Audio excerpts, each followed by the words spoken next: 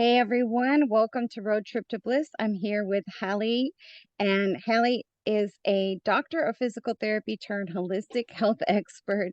So, Halley, thank you so much for joining me, and we're just gonna get to know you a little better and find out how Halley Stocks went from doctor of physical therapy to a health coach. Tell us how that happened. How did you get started, and your journey from there to here? Yeah, thanks so much for having me, Lisa. It's great to be here. My journey, I guess, really started back when in high school when I was just interested in the body and I was interested in medicine and health and always just kind of intrigued by all of that. And then in college, I got my first degree in health science and thought about medicine as a career path, but then kind of decided that I wasn't really thrilled on the idea of as much schooling as it would take to become a doctor and um, I wanted more interaction face to face and more time with my patients. And so physical therapy is the route I ended up choosing. Mm. So I went back to school and got my doctorate of physical therapy. And I've been doing PT for about 9 years. But about 2 years ago, I started really getting frustrated with not being able to help so many of my clients with everything that they had going on because it was more than just elbow pain or back pain. There was so much more in their lives that was causing all of these issues, especially with more chronic conditions. And it just seemed like, nutrition was such a foundational principle and sleep and people being stressed out with their careers and their families and just not being able to manage all of those parts of their lives. And so that's really what kind of drove me to pursue a career in coaching. I would say one other catalyst was kind of just watching even the health of some of my family members and the Mm. way that our modern medical system treated them and feeling like it kind of let them down. And especially in my job working in home care, physical therapy, I worked with a lot of older people who Mm. time and time again, I was hearing the same story that these people felt like their lives had just collapsed underneath of them all of a sudden. And really, a lot of them were dealing with chronic diseases that it hadn't happened overnight. They had been building for 20, 30, 40 years. You don't just have a heart attack. It's been building. And they didn't understand how they got there, how their life just so dramatically changed so quickly. And so I think like those are all kind of like the catalysts for why I decided to get into coaching. And that's kind of where I'm at now. So, did you notice that age would played a factor in that, or like certain types of demographics, or because I do notice that too. Like I have a friend of mine that's going through that right now. He's not that old, but he's going through some really drastic health issues. Like it seemed like you said it happened very suddenly, and I know that's not the case, but it seemed like it literally happened overnight. And I seen that with my own mom, my father too, who are deceased now, both of them. But it seems like you said, all of a sudden this has happened. So where did you notice that happens with specific, like once you reach a certain point in your life, or is it just Well, random? unfortunately, I feel like most people think that like once you hit the age of about 40, your life just sort of peaks and then tapers off and it's just a slow decline. And I am a strong believer that it doesn't have to be that way, but you have to make choices in your earlier life that change the Mm, trajectory. And that's a right. huge part of my mission is to change that trajectory. Age is just a number. Like you don't have to be debilitated by the age of 40, 50, 60, 70. Like my goal is to be rock climbing when I'm still 90. And I have every intention of doing that. And I want other people to be able to do the things that they love. And, you might not want to rock climb when you're 90, but you probably want to pick up your grandkids or take a walk around the block or be able to load your own groceries into your car to still have that level of independence. And so those are the things that I really want people to start realizing that it doesn't happen all of a sudden. You have to be making those choices in your 20s, Mm, 30s, and 40s to change that trajectory for the rest of your life. right. And so how did you transition like from that? Did you just quit doing physical therapy, or did you ease into it, or how did that happen? Yeah, so I still do some PT because I still enjoy it. I still offer manual therapy services to clients that are local to me. And I think that's super fun and it's a big part of what I do still. But the transition was gradual. I actually, the first coaching clients I picked up were PT clients. They were Mm. people that I said, "Hey, I'm starting this new thing. How would you be? Would you be interested in checking it out?" And people were excited, and people made changes to their lives that were really transformational. So that was really cool to watch. And then it's just progressed from there. And I have quit mostly my other jobs, and I'm trying to move full time into this career path because it brings me a lot more fulfillment, and I really believe I'm able to help people with a greater part of their life than just my manual therapy, physical therapy skills. And with the coaching, did you notice that it really has so much to do with the mental? Oh, so much. It's I mean, crazy, right? even so much with nutrition, with exercise, with just with confidence. A lot of my work is around confidence and Mm. self-discipline, self-respect, and that kind of stems from my personal journey, which we can get into a little bit later. But the mindset is everything. It's believing that you can make changes that are difficult, and then being comfortable with being uncomfortable in those changes. Mm. That's true. That's very huge. And the reason I say that is I had a friend of mine whose husband was going through chemotherapy, and he would go in for he would be okay that morning, and he would go to the doctor and go get his treatment done, and they would tell him, oh, your XYZ levels dropped or whatever. And Mhm. he would go home and with a totally, all of a sudden he would go from feeling okay to feeling horrible. Like just hearing those words that his, blood levels had gone down or whatever the case was. And it's like, I'll never forget that, like how he mentally like just changed, his whole attitude changed just by hearing those words. Nothing really Yeah. happened, right? Um, Other people I know that are on medication, just the thought of not having it puts them in a panic. So it really does have so much to do with the mental state, the physical. And I think more Oh people are yeah. becoming more aware of that, which is awesome. But so tell me about your personal journey. I would like to hear more about that, as I Yeah. relate to So I relate to some of this. yeah.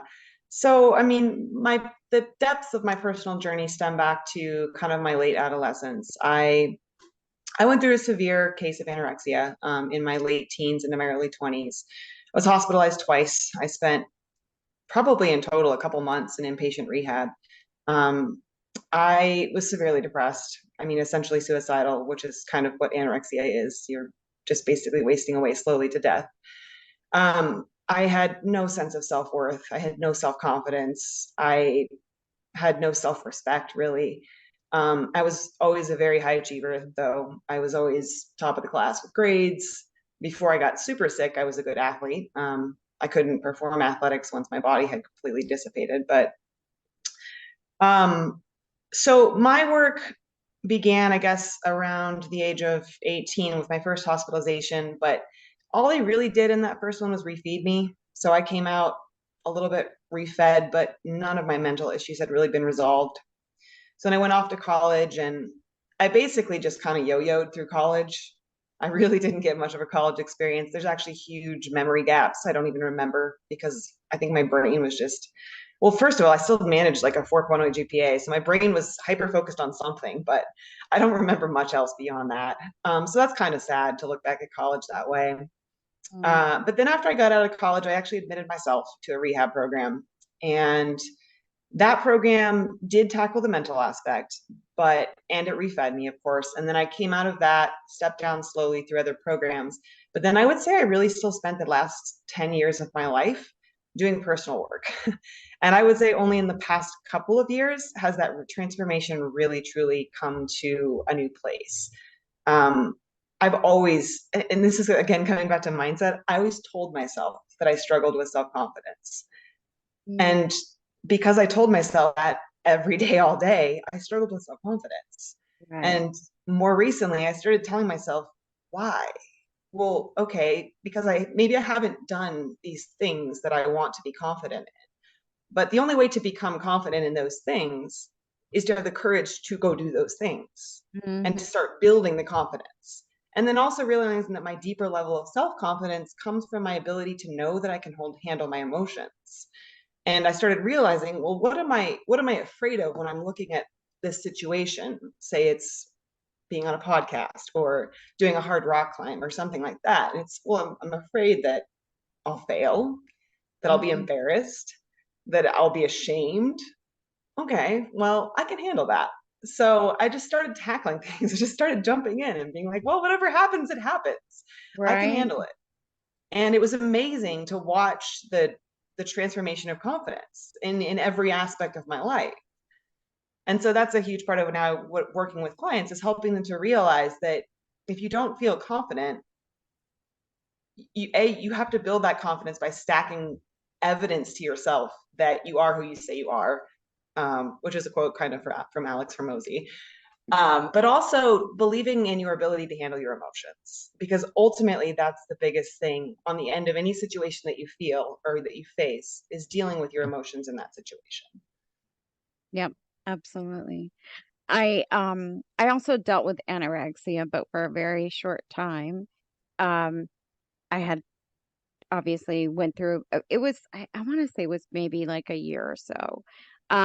And I went to a therapist and they gave me some antidepressants and Yeah. that was pretty much it. And then, my family was on me so bad about, how skinny I was and I had to eat and all that. So I went another, and I don't know how common this is, but I said, okay, I'm going to eat. Then I became bulimic. Mhm. And I struggled with that for, I mean, decades. And it's to this day, I still have to, you know, control it. It's still a battle for me. Um, but I think it's like you said, it's building that confidence and it's knowing that you can handle things no matter what happens. And do you recall like what caused your anorexia? Was it how old were you? And did you have like a conscious I remember actually reading an article about it and about it was a thing back at that time, right? And just reading that article gave me the idea, oh, I could lose weight by doing this, and I'm sure that wasn't the intention of the article, but it was to spread awareness about it, but it was a catalyst for me. Yeah. And I was I'm probably so like sorry you went through 14. that. Thank you. You too. I I was probably 16 when I first started dabbling with restrictive eating, and it started because I don't like to blame anything on anyone. I like to take ownership, even though I didn't Oh know what I was yeah. doing at that point in my life. I think fad diets were everywhere at that time, it seemed Oh like. yeah, that's And true. it seemed like everyone was restricting something. And because I wanted to be the best at everything, I restricted everything because I wanted to be the best at every diet. Um, and I was never overweight. I was always really athletic. But the first couple of pounds that I lost made me just look really, really ripped. So I did get positive Hmm. feedback. Um, but ultimately, I had weird games that I wanted to do more than everyone, eat less than everyone, get better grades than everyone, sleep less than everyone. I had to be Superman in every way, shape, and form. And in order to feel like I had any kind of self worth, because again, I had no sense of self worth. Um, so there were some other relationships in my life that I think I couldn't handle properly at that time that were motivating triggers for what happened. But again, I never want to blame anyone because Yeah, I those were my thoughts, those are my feelings, those are my emotions. Just at that young age, I didn't know how to handle it. And right, unfortunately, I chose a way that wasn't healthy. right. And do you think that's still a big thing? I mean, I haven't really looked into it, but is that still a big thing? A big issue, eating disorders with people nowadays? Probably more so, maybe. Absolutely. And it's been a huge thing, especially in the climbing community, because climbing does tend to have a weight to strength ratio that can be a benefit. And you see a lot of climbers restricting food or trying to keep a low body weight for that reason. Mm, Ironically, I feel like climbing was the opposite for me. Climbing kind of actually brought me back out of my eating disorder because I started climbing when I was sick, but I fell in love with it. And I couldn't climb when I was sick and when I was in the hospital, and I wanted to climb. So part of the reason I wanted to get better was to climb again. So I actually feel like it was a motivating factor. And then Mm. since then, I have continued to just focus on being stronger and being stronger. And in the past, I don't know, 3 or 4 years, I've put on a fair amount more weight in, and I feel great about it. And I'm climbing stronger and I'm happier than I've ever been in my life. So the strength to weight ratio of climbing, like I said, it has come up, I think, in that community, unfortunately. But I think I'm one of those people who's just also trying to prove that it doesn't have to be that way. I'm sending harder now than I was at a lighter weight. So Right. And what do you find with your coaching? What do you focus on the most? Is it overall wellness that has a health benefit to it? Or how would you explain a holistic health coach and what that means? yeah, so I approach it from an aspect of personalized nutrition, movement in some way that feels right to your body, with an emphasis on longevity. So there are some principles that I think are important for people that want to, again, do those things in their 70s, 80s, and 90s, live that life. And everyone's journey is different, so it is very personalized. But there's always some component of nutrition, some component of figuring out what exercise looks like to you in a healthy way, Mm, and then what mental blocks are really holding you back. And some of that comes back to family history, some of that is dealing with relationship stressors or career stressors. So all of those things can kind of play into that mindset piece of it. and it's funny because you would think with all the modern conveniences that we have in technology to help us, it seems we're busier than ever, right? Mm. And trying to juggle so much. How do you teach someone to balance all of that? Because I think it is a balancing act. It has to be, like you said, the nutrition, it has to be the exercise. Like we're all trying to do it all. How do you balance that? How do you teach people to balance that? I'm asking for myself too. I think one of the things is I like to come back to values and figuring out what is important to you, what are your priorities, and if you really focus on where your priorities are, how do you make time for those things? So Mm, if you value your health, how are you making time for that or not? And if not, where can we make time for it? What can you do differently? And again, that's going to be different for everyone. I think almost everyone who goes through a program with me does some form of elimination mm, to kind of reset themselves and figure out what food is best for them. Like I have an example. So I had a client who she used to eat ice cream every night. She didn't have any weight issues, but that was her thing. She just ate ice cream every night. And she woke up every morning super anxious and she would hit the snooze over and over again and she wouldn't get out of bed and she was depressed and anxious and she was like dealing with all of these things. And she committed to a whole 30 and she cut out her ice cream for a whole 30 months or 30 days. And but ice cream is her thing. She likes ice cream, right? So we reintroduced it and she realized that the ice cream was making her anxious in the mornings because she was going wow. to bed with like a sugar high. And so she's in this place where she still has ice cream every once in a while, but she knows that when she wakes up in the morning and she feels that way, we've also put into place a morning routine for her. So she has this morning routine that gets her going, that gets her off on the right foot. But it completely changed her day and her life by figuring out that she had this trigger from ice cream. So she'll eat ice cream out occasionally, or she'll maybe sometimes eat it at home now, but it's not an everyday thing and it's not controlling her life because before it kind Right. of was. Right, exactly.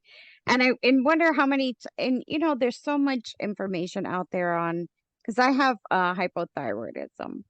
And it wasn't until recently that I realized it's not just taking a thyroid pill and you're done. It's all these other things. It's all these other things, right? The food and all of that, and different foods that can help. And it just kind of blew my mind that that's available. You know what I'm saying? It's like the Yeah. whole medical field is, like you said, take a pill, kind of disappointing, that you're not taught all these things. Um, what's your take on foods as far as what's again, there's so much misinformation on, this is good for you. This is, eggs are good for you. No, they're not. Yes, they are. Coffee's good. No, it's not. It's like, Yeah. do you have like a set um plan for people that like definitely eliminate this or eliminate that or take this or take that? Or is it just the standard, you know, fish and veggies and fruits? You know what I mean? Like, is there any Yeah. new So stuff to tell people about foods? it's tricky. So nutrition is the most probably complicated and non-definitive science there is out there, and largely because it's virtually impossible to do a randomized control trial study on anything in nutrition because you can't lock two large populations into confinement wards for 50 years and monitor them with every Right, activity. There's too many confounding factors. There are, I think, a few foundational principles that are just universal for everyone. right, The, right. the first one is that energy balance controls weight, but energy quality controls health. So calories in and calories out at the end of the day will determine your weight, but your weight is not 100% reflective of your health. Mm. So if you've ever heard this term skinny fat, there are people that are walking around very thin, but they also have no muscle and they can be just as out of control with their insulin and their blood sugar as someone who's overweight. There are some Yeah, people who genetically have larger fat cells. Those people can actually hold fat better than people that don't have that. Ethnicity plays into it. If you are mm, of Middle Eastern or Mexican or I believe African American descent, especially Middle Eastern and Asian, though, your body cannot actually hold weight as well, and your risk for diabetes goes up with a mm, lower body fat increase than for say a white person. So genetics and ethnicity play into those things too. So rule number one, energy balance actually does matter, wow. but the quality of those calories matters when it comes to determining things like your blood sugar, whether or not you have elevated insulin, and those things are a huge factor in chronic disease. So in your risk for heart disease and COPD and all of those other chronic conditions. Right. And I mean, that's good information because, like you said, you can't just blanket it, but I'm sure there's foundational, rules that apply. I have heard of the skinny fat thing, and that was very Mhm. shocking to me because you would think. Yeah, no, I've worked with very many thin diabetics. Oh, wow. Wow. Yeah, Wow. All yeah. right. So what is your So what is your other coaching tools that you use besides nutrition and overall wellness? What do you like to focus on? So I think that everyone should embrace discipline as a form of self-respect. I think that having a disciplined mindset really truly is a form of self-care. When you discipline yourself to have a gym routine or to eat healthy foods, you're doing that because you care about your body, because you care about your life, because you want to do well for it. So if you struggle with self-discipline, then I think ultimately you're struggling to care for yourself. So we do some work around that. I have different forms and handouts to help people put together lists of the tasks that are the most important for them each day to accomplish whatever the goal is for that week. I talk a lot about stacking wins. So stacking those little Mm, wins each day, those things add up, and those wins stack up to eventually win the day, or win the week, or win the month, or win the right. year, and eventually you win your goals. So those little incremental changes all build upon one another. I think discipline is the hardest thing, right? It's like It's it's not just it's I know they say like you do something for some X number of days and it becomes a habit, but do you find that to be, I'm going to make you do this for 30 days and it tends to really work? well, there is some truth to repeating a habit and making it a habit, but there's also things you can do to making the habit easier, making the bad habit more difficult, Mm, um, setting up ways to come or to combine things that you want to do with things that you need to do. So there's a lot of strategies to help implement the habits that you want. I think another interesting concept is from the book Atomic Habits, if you're familiar with that all, from James mm-mm. Clear. He talks about identity based habits. And so part of changing your habits is changing your identity. So if you identify as a lazy person who watches TV after work, then that's what you do because that's who you are. But if you start identifying as someone that goes to the gym after work, and that's how Mm, you de-stress, then you start going to the gym. And it's interesting because once you start doing those new habits and you start identifying with them, when you miss that habit, something you feel like something's missing. So for right. me, I am an active person. I really enjoy my workouts. I enjoy being active. And if I go on a week-long trip where I don't get a workout in, I'm actually craving the workout, right? So Right. it's just because that's how I identify. That's who I am. So if you want to be someone else, start telling yourself that you're that person and then go stack the evidence that you're that person. And it's funny because we do those things and they do feel good and you feel good, but then you don't stick to them. Isn't that the hardest part? Like, Yeah, well, I part of know that is it feels good when I do this or I don't eat yeah. that donut. I know I feel better, but why do we struggle? Why do we struggle to do that? Yeah, well, I think part of it is because sometimes the good habit has delayed gratification and the bad habit has instant Mm. gratification. Oh, And so that's you have to be true. willing to delay the gratification to get the long-term result that you're wanting versus getting the short-term gratification, but sacrificing your ultimate long-term goal. So you Right. eat the donut today, you're not going to be any heavier tomorrow. You're going to be the exact same person. But if you eat the donut every day, it's probably not that Right. great for your health. It's the same thing with the gym, though. You go to the gym one day and it kind of sucks. You might be a little sweaty and it's really hard because it's your first time. And the next day you don't look any different. You don't have six pack abs. You're not ripped. But if you go to the gym every day and you stack that habit week after week, month after month, you become that person that you want to be, that person that you say that you are. That's true. That is true. My daughter does that. She's like, I feel so good when I go to the gym and she gets like that. She was running for a while there and she said when she didn't run, she would feel upset, would just she would crave it. Yeah. So that's awesome. What do you think about running? How did you get started with that or climbing, sorry. How did you get started with that?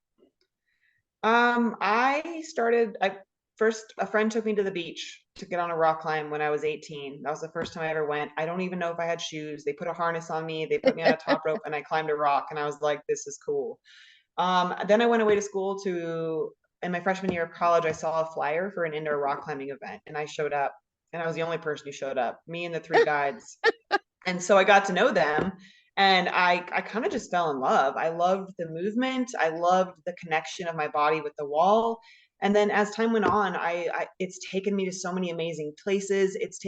I've met so many amazing people. And then ultimately the connection that I get from pushing my body to do something that's really challenging, it pushes me mentally and physically in so many Mm, ways. And I just love that connection. This year in particular, I really started pushing myself to take on some much more difficult climbs than I've done in a while. And it's been such a rewarding process mentally and physically to watch how my body has improved and has changed and has gotten better at doing these hard movements. And just my mental game. I used to have this weird mental approach where I would look at a hard climb and I often wouldn't even get on it because of this confidence issue. I didn't think I was worthy enough to get on a hard climb. I was afraid of failing for sure. I was afraid of being embarrassed that I would get on something that was just over my head. And then eventually I just kind of threw that out the window and said, well, guess what? If I don't get on the climb, I'm for sure going to fail. right. And if I, and at this point, like as long as I keep trying, I have not failed. I'm just not there yet. So that's kind of my new mentality is that if I want to try something, I'm going to try it and I'm not failed until I give up. And So how often do you get to do this? I climb a lot. Do you? Yeah. And especially living in Colorado. Oh yeah. Oh yeah.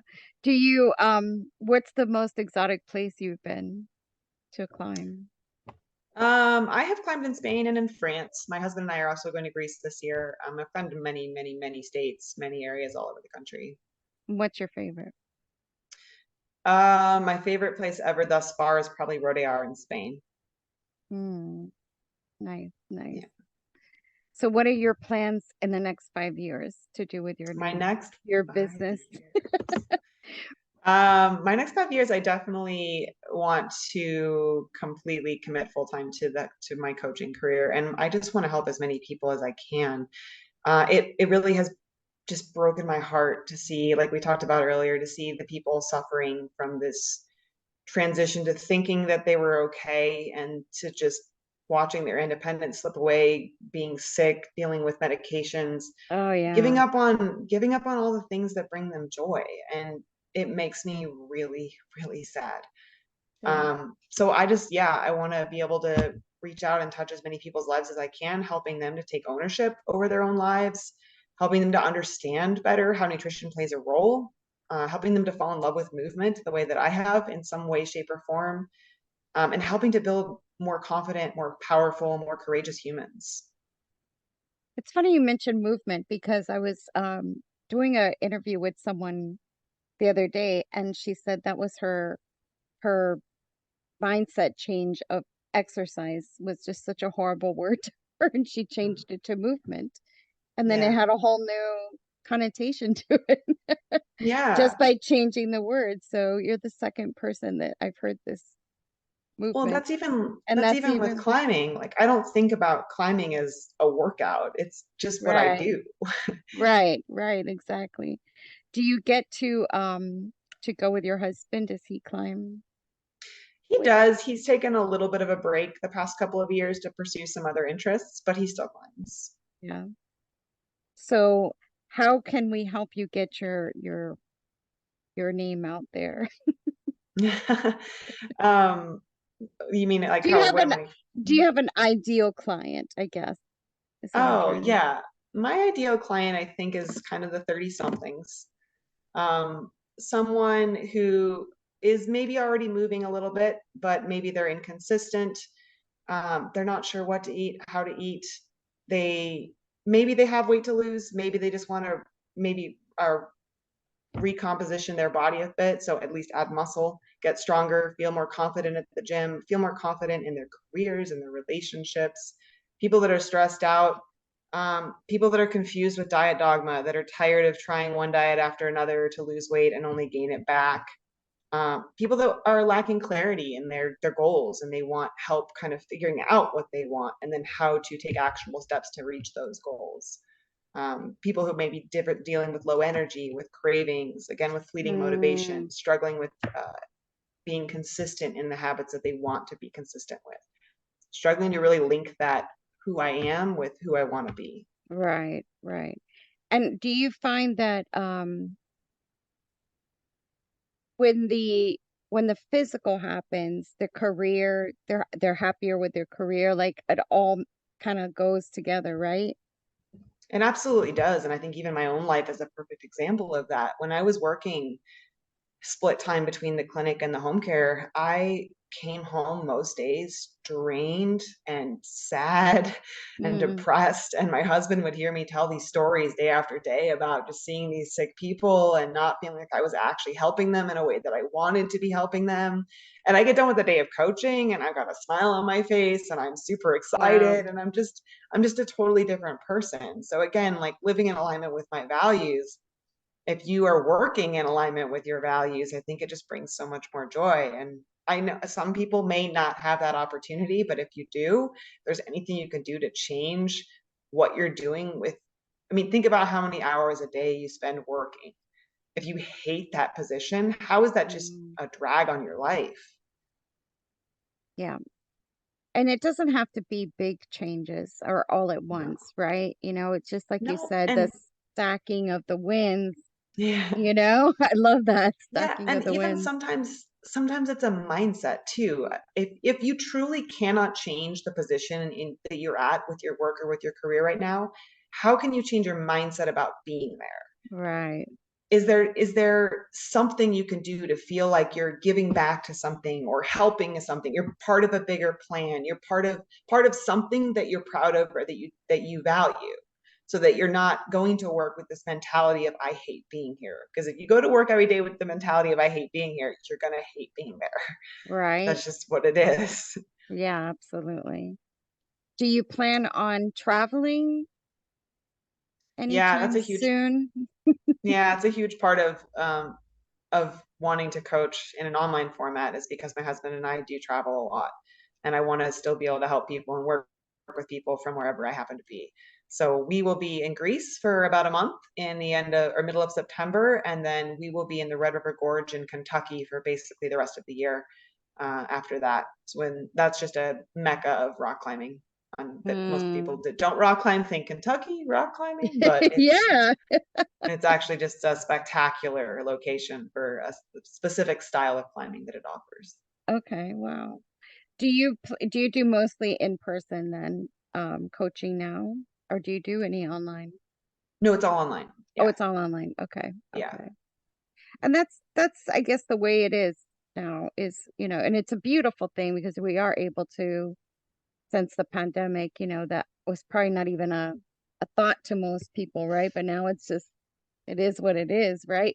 But it's also so great because you do get to you could talk to anybody in the world or have clients anywhere, right? And be able to help them. yeah. And how long are your like how long do you normally work with a specific client? I know it probably varies, but do you have like a set what works best? Like this is a time frame that works best for most people. Yeah, for most people, I do recommend a 6-month program. Mm. I actually even had one client who thanked me for requiring a 6-month commitment because she said after 3 months she wasn't sure, and after 6 months she would have paid 3 times as much for the changes that she made.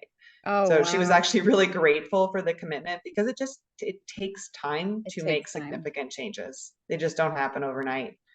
We're not trying to do the quick fix. We're trying to actually build new habits, change identity, change belief systems. So those things take time.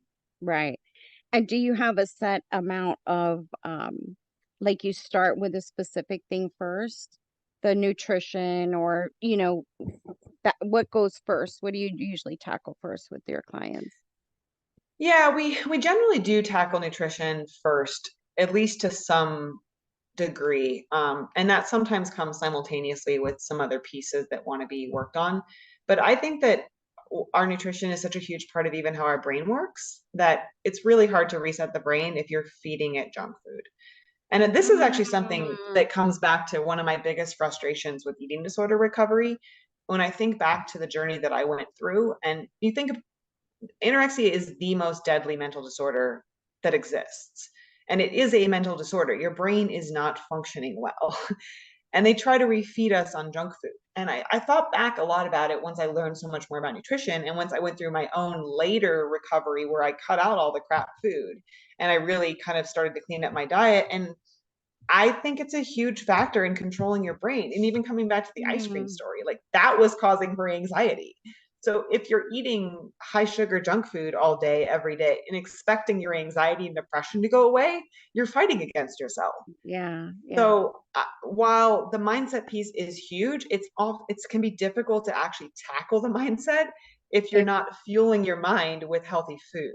And again, that healthy makes has a sense. little bit of variation to different people, and everyone's going to have some nuance in what diet works best for them. But that's part of what we do is we figure out what diet's going to work best for you. And I think almost anybody would agree that Twinkies and ice cream is probably not the best diet for anyone. Does it matter? Does it mean you can never have a bowl of ice cream? Absolutely not. I like ice cream and I eat ice cream occasionally, but it's not something I eat every day. So Right. it's coming back to Right. those foundational principles of what is going to make my body feel good and look good and perform well. Those are our foundations. Awesome. Awesome. I do find that, again, it goes back to the short-term gratification. I think that's excellent way of looking at it. I never really looked at it myself that way. Yeah, it feels good at the moment, but long term this is not going to help me, right? Yeah. And when you went through your anorexia recovery, what was I know you said when you went the second time that they actually attacked the mental process, right, of it. How did that how did that change for you? And what did that recovery look like for you? I think they did a lot more with CBT, so like cognitive behavioral therapy skills. And Mm. then in my later years, I've realized that I think I was utilizing a lot of DBT, dialectical behavioral therapy skills, without even really understanding or knowing that that was a thing. but it has to do more with like accepting who I am in this moment, but at the same time realizing that I'm always working to improve myself as well. Um, and Hmm. so I don't remember exactly what you asked now, but um, How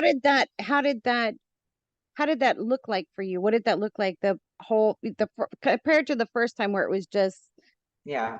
not a So the second really approached properly, right? Yeah, the second time it helped learn skills to manage emotions and learn skills to look at things differently. So catastrophizing, which is a common Mm. concept, is where when something happens and in your own brain you create this story of what just happened and what it means and what that person's thinking when they said that, and Oh, wow, yeah. you can create this whole situation that may or may not even be in reality anything at all. So it's learning to kind of identify those and to step back and to really be like, is this actually what's really happening? Could I ask this person if that's what they meant when they said that? Being able to have Oh, those difficult conversations and being able to step back from something and pull out emotion from fact because they're often right. not identically or they're not exactly the same thing. That is so So true. learning those kinds of skills for sure. And then I think over time, I've just put a lot of personal growth work into refining those things and figuring out what's going to work for me. And, I think I am still an emotional person. So learning how to handle those emotions in a different way. Because That's the truth is true. when you're severely anorexic, you don't feel anything. You're numb to the world. um, when your brain is that starved. And then that was the goal. I didn't want to feel anything. I didn't want to feel any Mm. pain or any hurt. I didn't want to exist. I wanted to just disappear. Um, and so when you refeed and you start to feel all those emotions again, you have to know how to deal with them. And so that's what a lot of the work was later in my life. And you said it's only recently that it all kind of starts to come together, right? It's crazy. Yeah, it really did. And, it's even being like okay with fear. Fear is a natural emotion, but it's realizing that you can handle that fear and you have courage to step into that fear and to handle the emotion on the other side of that. Versus in the past, I was just so scared I wouldn't step forward at all. I would just Right. cower it away. It's fear is it can be I mean, literally paralyzing where you just don't even, like you said, make a move because you're terrified, which is But awful. It's ultimately, awful. it's what are you afraid of though? Yeah, that's the hard You're question. afraid of the outcome on the other side. And typically the outcome on the other side is an emotion. Mm. Unless you're literally talking about I'm afraid of wrestling a lion. Okay, well that's a fair Right. fear. I'm not going to encourage you to go tackle the lion. But are you afraid of asking for a raise? Are you afraid of asking someone out for a Right. date? Are you afraid of whatever that case is? What you're afraid of is the response. You're afraid of rejection. You're afraid Oh, of yeah. failure. You're afraid of shame. You're afraid of embarrassment. Those are emotions. So what you're actually afraid of is your ability to handle those emotions. And when you're Wow. confident in yourself, you believe in your ability to handle those emotions That is because so true. those emotions don't determine your worth. That is so true. I never looked at it like that, but that is, yeah, it's the fear of the emotion, what's going to happen after, and you're not going to handle it well. I never thought of that. Never thought of it that Yeah, way. that's what changed my life is realizing that. That's crazy. Wow. Aha moment here. Because it's like you said, you have these emotions of fear and you're like, what am I afraid of? And that's such a hard question to answer. You're like, well, why am I afraid of speaking or doing this or, getting rejected? But it's the fear of the rejection and the embarrassment and all of that, which is Mhm. which is so real, right? It is, but again, those things too are caring what other people think, and that's just something you have to stop That's doing. Life is way that's too true. short to be caught up in thinking that it matters. Right, right. That's Even really with hard for starting me. oh, it's really hard for it is hard. It's not it's not that it's going to be easy every time, but it's believing that you can do it. Right, and that's like you said, where the confidence comes in, because once Mhm. you know, you've achieved it, been able to master it or, whatever, then that's where the confidence really comes in. Yeah. It's been, climbing has paralleled this for me in a lot of ways recently, where I've tried, like I was saying earlier, I've tried kind of a harder route for me. And the first time I got on it, was definitely a little anxious. I was like, I don't even know if I can do all the moves.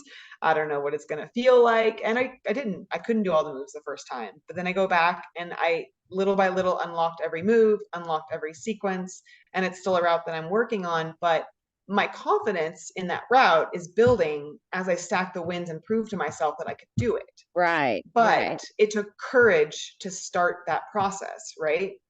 It was the same thing with starting a business, with starting a company. I don't know what I'm doing. I've never owned a company, but you right. have you have to start somewhere. You have to be okay with reaching out to people who reject you. You have to be okay with asking people if they want to work with you and they say no. But you know what? If you don't ask them, you don't have any clients either. So all of those Yeah, things are steps in the process, and just realizing that, I mean, the worst that can happen is just you handling an emotion that is maybe uncomfortable, and I can handle that. right. And hopefully for a few minutes only, right? It ta it's what we perceive that's usually the worst. Like you said, you have an argument with someone or whatever, and you're like, made this whole big thing, and half the time you find out it totally not based on truth at all. It's this Absolutely. Yeah. humongous story you made up in your head, right? But, Yeah, and that's when we really want to step back and ask someone, like, what are you thinking? What are you feeling? This is how I feel. Is that actually what happened?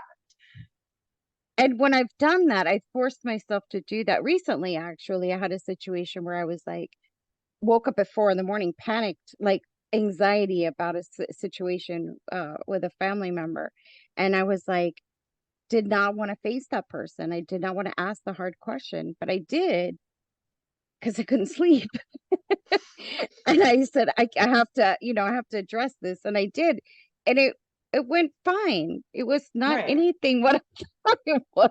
I thought Yeah. I played for hours. I was like, oh, they're gonna say this, and then what am I gonna say back? And this whole thing went on, and then I addressed it, and it was like no big deal.